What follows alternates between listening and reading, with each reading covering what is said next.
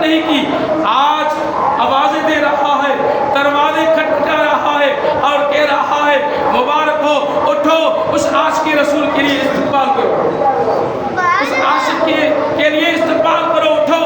اور سامنے ذی وقار 31 اکتوبر ہے، اس تاریخ کو غازی علم الدین شہید رحمت اللہ علیہ کا عرس مبارک ہے۔ غازی علم الدین کیا ہے؟ 1929 میں ایک ہندو نے، راجپال جس کا نام ہے، اس نے کتاب میں حضور اعلیٰ نبینا علیہ السلام کی شان میں بکواس کی۔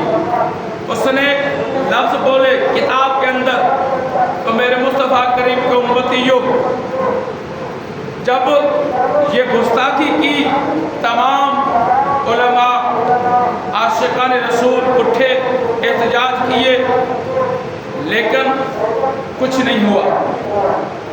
ایک صحافی نے اپنے اخبار کے اندر مضمون لکھا، اس صحافی کے اوپر اس کو گرفتار کیا گیا۔ گرفتار کرنے کے بعد 2 ماہ وہ گرفتار رہے، جیل کے اندر بند رہے۔ 2 ماہ کے بعد 1000 جرمانہ بھی دیا۔ گستاخی بھی اس نے کی، اس نے مضمون دیا، عوام کو بتایا کہ دیکھو اس نے گستاخی کی، اس نے غلط کام کیا، مسلمانوں کے دل مجروح کیے، لیکن ان کو قید کرنے کے بجائے، ان کو سزا دینے کے بجائے مسلمانوں کو اندر کیا گیا، ان کو اندر کیا گیا۔ اور جس نے گستاخی کی، راجپال نے اس کے لیے سیکورٹی فراہم کی گئی، ان کے لیے سیکورٹی فراہم کی گئی۔ کوئی ایسا نہ ہے کہ اس کو واصل جہنم کرے۔ تو سامنے ذی وقار غازی علم الدین شہید رحمت اللہ علیہ 21 سال اس کی عمر ہے، 21 سال غازی علم الدین کی عمر ہے۔ تو سامنے ذی وقار آپ اللہ کی بارگاہ میں داتا گنج بخش رحمت اللہ علیہ کی مسجد میں آ کر دعا کرتے ہیں، یا باری تعالیٰ، میرے پیچھے کوئی تنظیم نہیں، کوئی تحریک نہیں، نہ کوئی میرے بندے ہیں میرے پیچھے، یا اللہ میں آپ سے دعا مانگتا ہوں، مجھے اس میں کامیابی عطا فرما، مجھے کامیابی عطا فرما۔ تو سامنے ذی وقار جب غازی علم الدین شہید رحمت اللہ علیہ دکان پر جاتے ہیں، دکان پر چھری لیتے ہیں یا نیزہ، تو سامنے ذی وقار وہ لے کر اس کے تلاش میں ہیں۔ اس ایک دکان تھی راجپال کی، وہاں جب پہنچے، اندر جیسے دکان میں گئے، وہ راجپال کتابوں کی ترتیب دے رہا تھا، یعنی کتاب شفٹ کر رہا تھا۔ جیسے وہاں گئے، آپ نے آواز دی، اے راجپال، تو نے کیا سمجھا؟ تو نے یہ سوچا نہیں کہ یا حضور کے غلام ابھی زندہ ہے جو گستاخی کرے گا تو بچ جائے گا؟ یہ تجھے معلوم نہیں ابھی حضور کے غلام زندہ ہے؟ آپ نے چھری نکالی، نیزہ نکالا، اس پر وار کیے، وار کرنے کے بعد اس کو تسلی ہو گئی، باہر نکلے، چوکیدار بھی تھے، سیکورٹی گارڈ تھی، وہ جب دھاڑ گھوڑا کرنے لگے کہ یہ قاتل، اس نے کہا میں کہیں نہیں جا رہا۔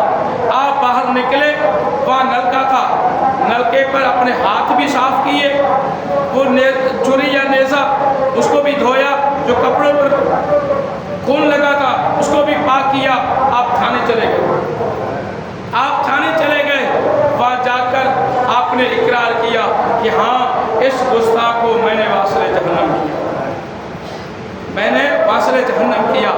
تو سامنے ذی وقار وہ غازی علم الدین شہید رحمت اللہ علیہ جب جیل میں رہے، اتنی پوری دنیا میں یہ معاملہ ایسا پھیل گیا جسے آگ پھیلتی ہے، تو سامع ذی وقار تاریخ کو اٹھا کر دیکھے، علامہ اقبال رحمۃ اللہ علیہ سوئے پڑے تھے، کسی نے آ کر خبر دی، اب یکدم اٹھ کر کھڑے ہو گئے، کیا کہنے لگے؟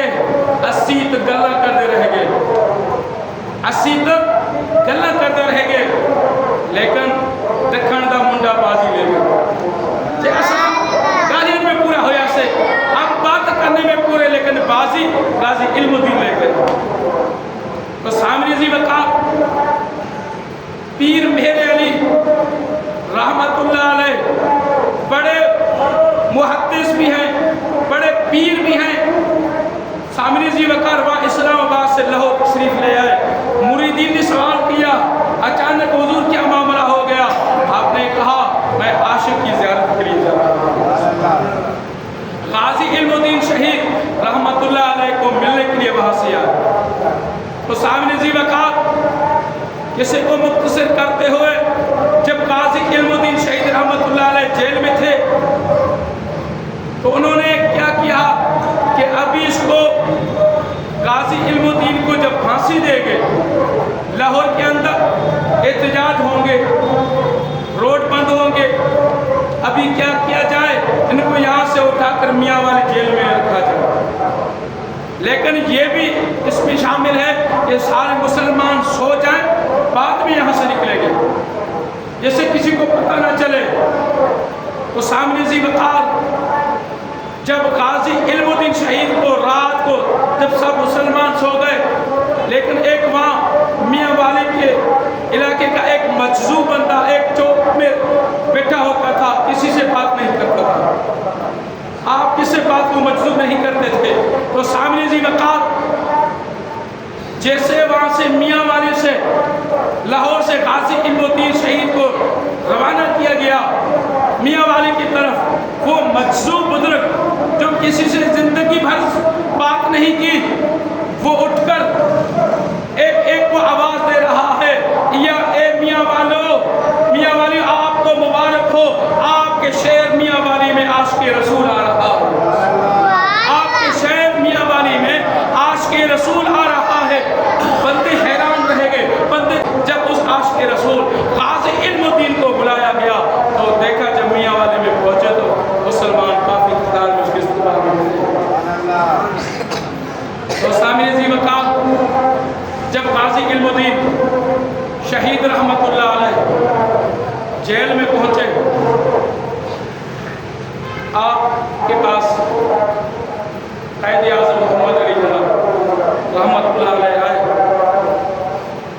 اور آپ کو کہا آپ صرف ایک مرتبہ کہیں کہ اس کو میں لکھتا نہیں، صرف یہ ایک مرتبہ۔ آپ نے کیا فرمایا؟